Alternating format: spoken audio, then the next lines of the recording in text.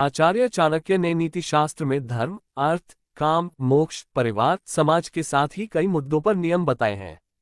ये सभी नियम वर्तमान समय में कठोर भी हैं और प्रासंगिक भी, जिसमें यह भी बताया गया है कि आखिर क्यों पुरुष का अपनी पत्नी से मोहभंग होता है और क्यों वो दूसरी स्त्री के प्रति सम्मोहित हो जाता है। शादी के बाद स्त्री पुरुष का किसी अन्य के लिए आकर्षण सामान्य है, ये गलत नहीं है, लेकिन जब ये आकर्षण प्रशंसा से कहीं आगे बढ़ जाए तो नया रिश्ता बनता है जो हमारे समाज में स्वीकार्य नहीं है।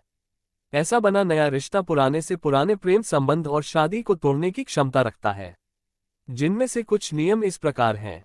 वाणी में मधुरता की कमी। समय के साथ साथ वैवाहिक रिश्ते में कड़वाहट की वजह वाणी की मधुरता में कमी होना होती है। ऐसे में घर की स्त्री हो या फिर पुरुष, घर के बाहर वो मधुरता तलाशने लगता है, बस यहीं से परेशानी शुरू होती है। एक वैवाहिक रिश्ते में दूसरे सुखों के साथ ही मानसिक सुख भी मायने रखता है, जिसकी कमी रिश्ते तोड़ देती है।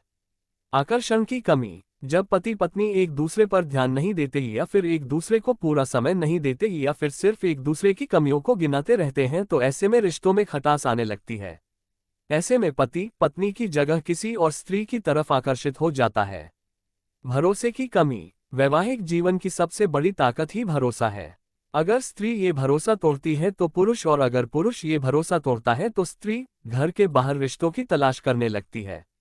अपनी जरूरतों के लिए ऐसे स्त्री पुरुष एक्स्ट्रामैरिटल अफेयर में कहीं आगे बढ़ जाते हैं।